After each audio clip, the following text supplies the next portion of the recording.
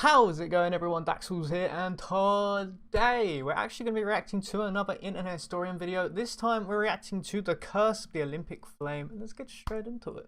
And away we go. Wow, okay, I'm going to be doing some real history for once. Oh, let's go. 2,800 years ago, there were these guys called the Greeks. They're extinct now. Oh. But when they were around, they invented the Olympics. Let me touch it. No. To start the games, they would take a bunch of virgins, not that kind, who would do a ceremony and light a torch using a curved mirror. That torch would light a cauldron, which would burn throughout the duration of the games. Yes. Which didn't go for very long, by the way. Back then, there were only about 4 events. Stick throw, heavy frisbee, wrestling, and a 4th thing. So you were done in about 45 minutes and back to the villa in time for a traditional taco dinner. Ooh, but here's the important bit. The cauldron is tradition, but the torch relay is totally made up. It was invented in the 20th century for the 1936 Berlin Olympics as a symbolic piece of Aryan propaganda for you-know-who. Whoops! Wow, and so they kept ever it? since, it's Unreal. been cursed. But wait, back to the thing, because you're probably wondering how the flame gets all the way from Greece to, say, Brazil with an open flame. Well, it goes by boat, bus, and plane, carried on 4 separate minor-style lamps. When it flies, it goes business class, by the way, on 2 separate flights. Cool, now you're up to speed, and I can start cataloguing the Olympic curse. Let's start with Rio in 2016. A country so corrupt the gold medals are made of chocolate, and the chocolate medals are made of street crime. The lavish spending brought politics into the games, and it quickly became a cat and mouse game between security staff and protesters. Oh my god.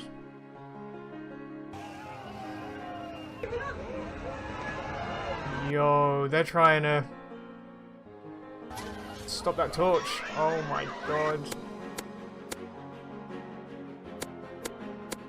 Yo!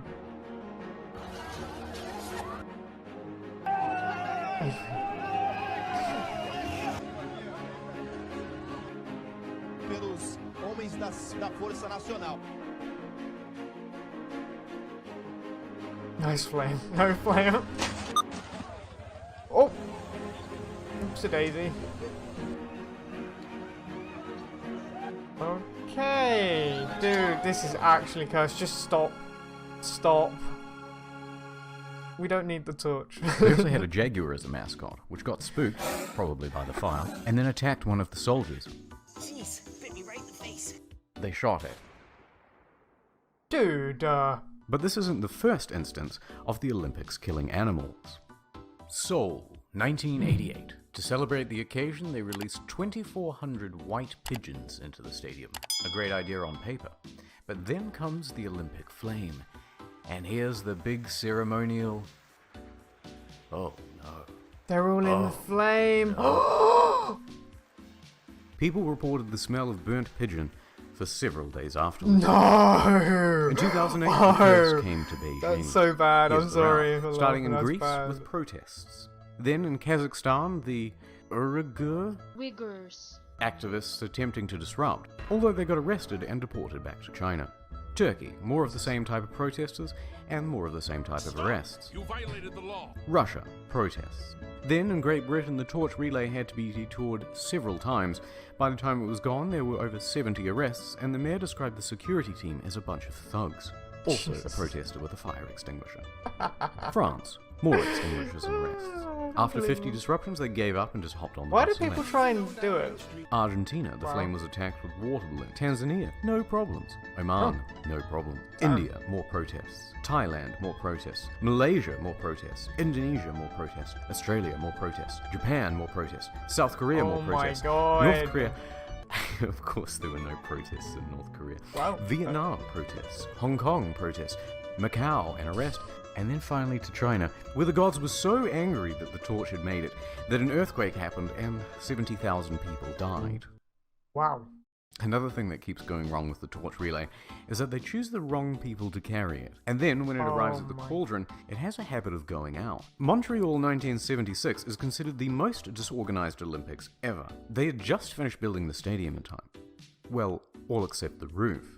So every time it rained, it went out. Luckily, a well-meaning security guard was there to rekindle it with his lighter. Funnily enough, this isn't the first time that's happened. 2014, Sochi.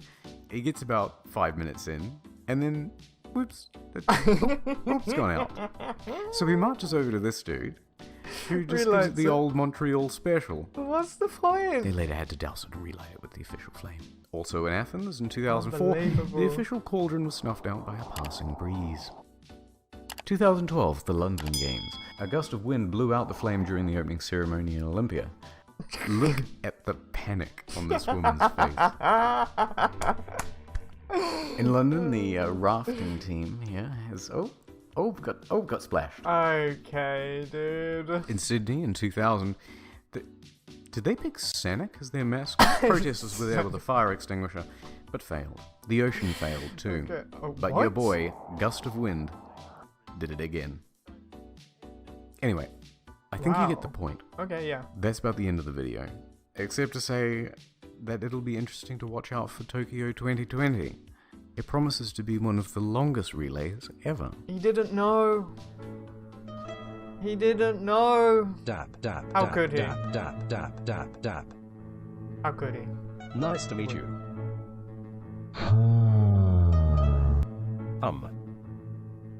You missed my What is going on? You missed. This is getting weird. Please dude. stop. I don't like that. I don't like that. Please stop. Please. Okay. Well, yeah. Hog. Okay, everyone, that is the end of the video. If you enjoyed that video, make sure you check out the original description down below. Enjoyed this video, hit the thumbs up, comment what you'd like me to react to next, subscribe if you're new or just haven't yet. I will see you in the next video. Laters.